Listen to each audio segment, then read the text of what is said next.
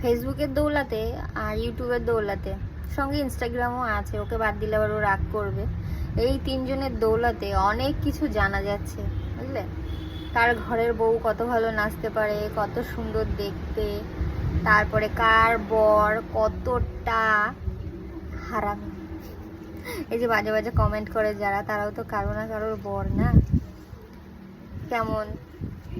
আর সব থেকে যেটা ভালো জিনিস সেটা হচ্ছে, ভালো না ডেঞ্জার যেটাই হোক, সেটা হচ্ছে কার ঘরে শ্বশুর শাশুড়ি কেমন, ঠিক আছে?